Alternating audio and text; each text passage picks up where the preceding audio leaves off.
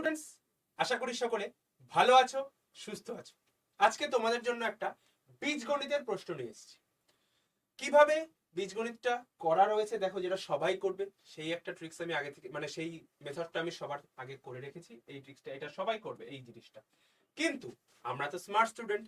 আমরা কিভাবে করব দেখো, জাস্ট এই যে 5টা রয়েছে এটার স্কোয়ারের থেকে 2 বিয়োগ করলে আমার উত্তর চলে আসবে।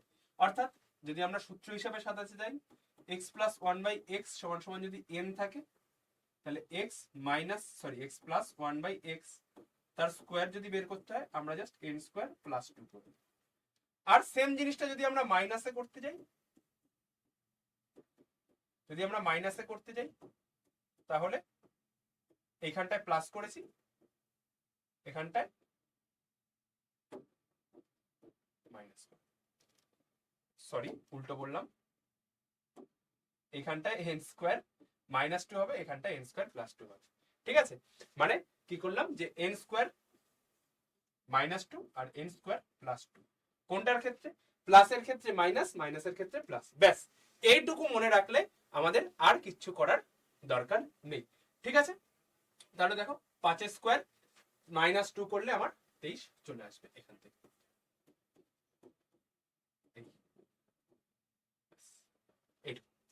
যদি তোমাদের ট্রিক্সটা ভালো লেগে থাকে এবং অঙ্কটা বুঝে গিয়ে থাকো, তাহলে এই কোয়েশ্চেনটার অ্যান্সার তোমরা আমাকে কমেন্ট বক্সে জানাবে।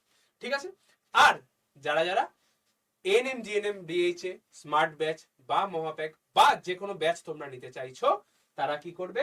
তারা আমাকে এই যে নাম্বারটা আমি লিখছি, এই নাম্বারটায় 81673041 এই নাম্বারটায় তোমরা আমাকে কল করো। ঠিক আছে, এই নাম্বারটায় কল করলে আমি তোমাদের সম্পূর্ণরূপে গাইড করে দেব।